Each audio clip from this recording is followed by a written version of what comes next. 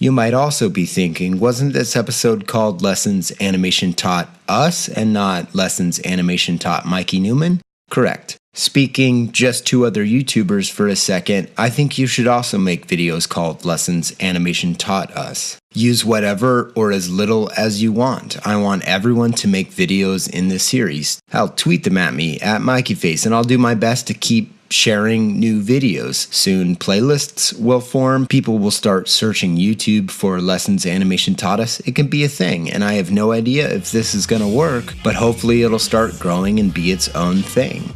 If you want to help, just start thinking critically about what you learned from one of the greatest art forms in the world. Whether film, Saturday morning cartoon, anime, or hell, a Dunkaroos commercial. I want to know what animation taught all of us.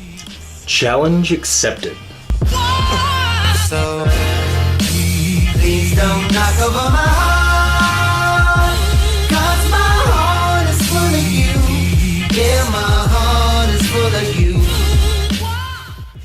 The Land Before Time was a 1988 animated feature that made kids happy and loved dinosaurs in a time way before Jurassic Park and made parents bawl their eyes out in theaters, staining those tie-dyed shirts and rhinestone jackets and finally giving ankle warmers a function.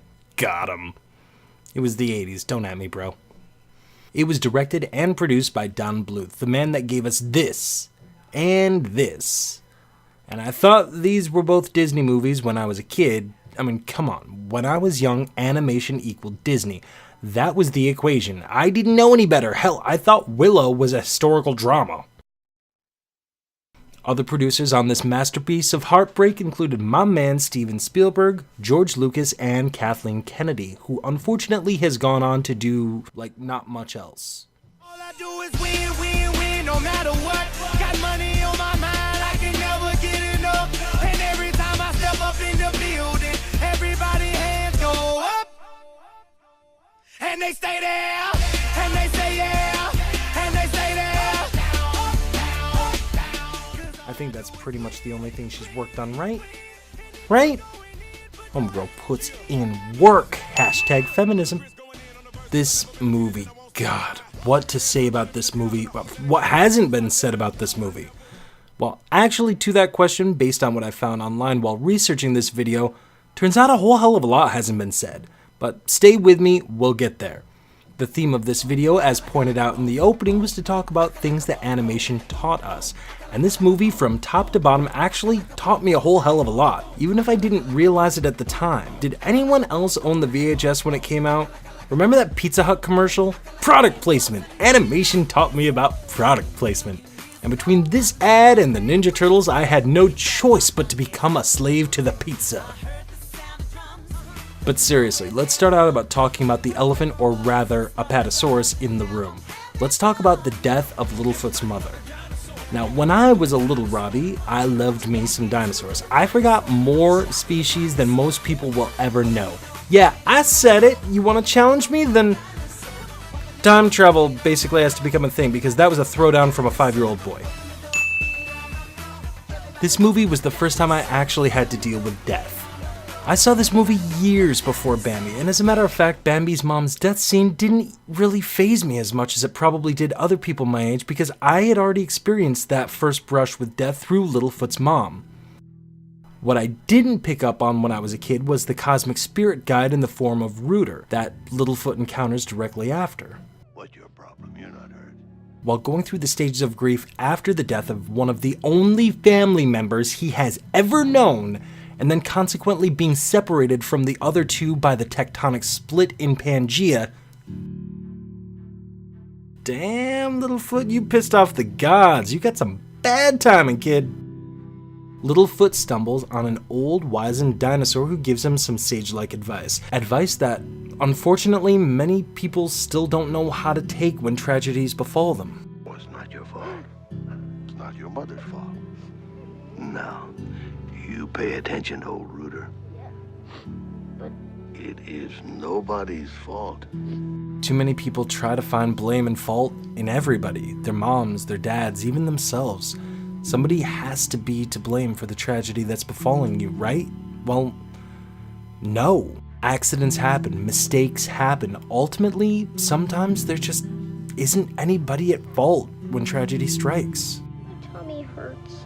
Well, that too will go in time, little fella. Only in time. Dude, what the lumbering hell, dude? You just found out that this kid's an orphan and you're leaving?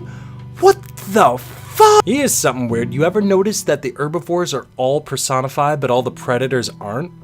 The Pachycephalosaurs and Sharptooth, yeah, they can't talk. Or at least in the movie they don't. Talk about dehumanizing the enemy for the point of exposition. Sharptooth's just a lean, mean, mommy-killing machine, but hell no, he ain't got no human-like intelligence to go with that dude.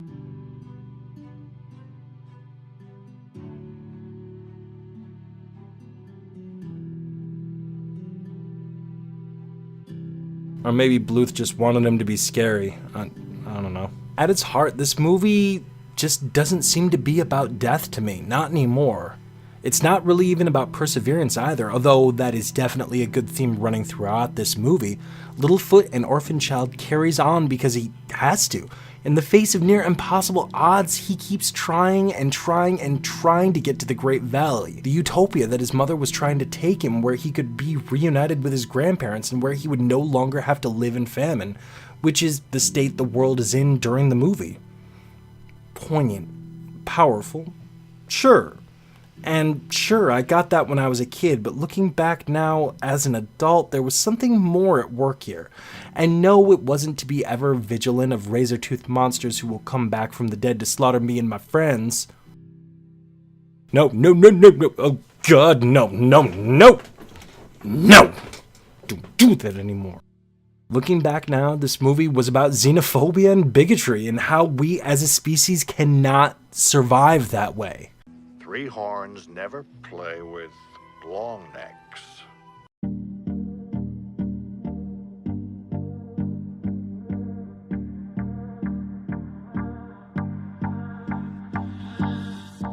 Even Littlefoot's saintly mother preaches to him to stick with his own kind. Sarah's family? Dude, three horns, you racist though. The funny thing is, they refer to themselves as long necks, three horns, and duckbills. Boom! The king of Yo Mama jokes, and Littlefoot responds in kind with more than a little vicious throwdown. Both sets of parents for our first two protagonists teach their kids to stick with their own kind. You don't associate with them, and vice versa. But Littlefoot and Sarah as kids don't get this right away. I mean, they're children. Children don't see the world in hate and prejudice. That's a learned behavior.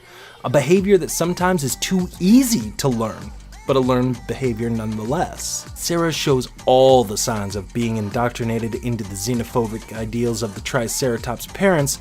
Oh, excuse me, three-horn parents. Got 'em. Unearned superiority, bluster, bravado, unwavering, steadfast mindset that she is right and you are wrong because she is better than you.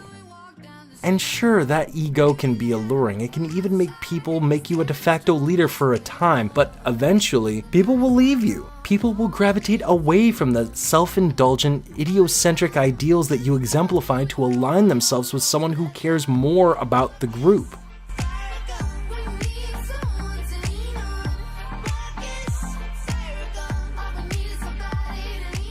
The fact of the matter is, none of these dino kids would have survived and made it to the Great Valley if they didn't meet each other and accept each other and ultimately end up working together. Look, I've been throwing a lot of shade at Sarah in this episode, even though she was my favorite character growing up. Dude, I had the plushie and everything. But I'm throwing this shade because her character was the avatar for these ideals.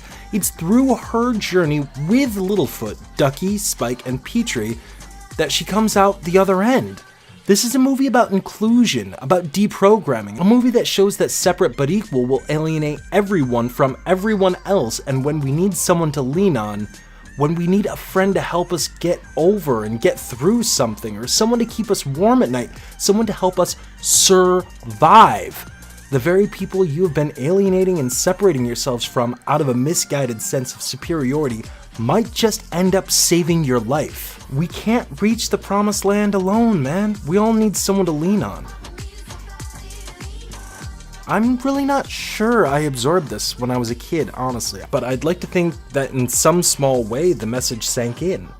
I mean, I must have watched this movie 100 times when I was a kid. I'd like to give at least a monochrome of credit to The Land Before Time for how I turned out in some fronts. I'd like to think that The Land Before Time teaches us that times change. Sometimes literally.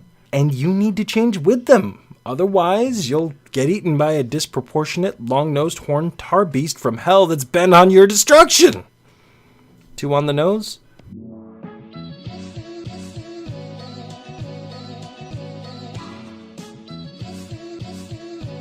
What's up, everybody? It's me again. I hope you guys learned a little bit more about what you may have already learned / know after watching The Land Before Time, specifically when you were kids. That movie really took on a completely different meaning to me watching it now as an adult, let alone the 4 times I've watched it this month. I still love me some Littlefoot. Hope you guys enjoyed. If you did, let me know in the comments down below. Don't forget to like and subscribe. So that's comment, like, subscribe, the Holy Trilogy, as I like to call it. And if you guys are so inclined and you like what I'm doing here, check out my Patreon.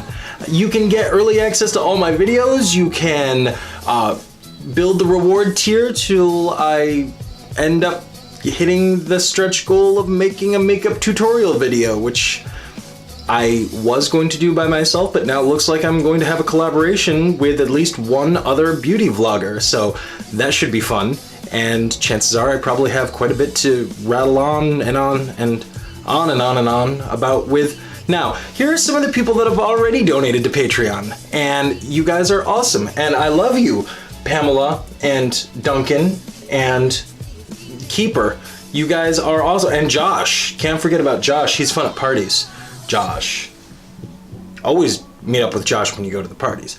So that's it, folks. I will see you guys next time, and hope you enjoyed once again. Peace.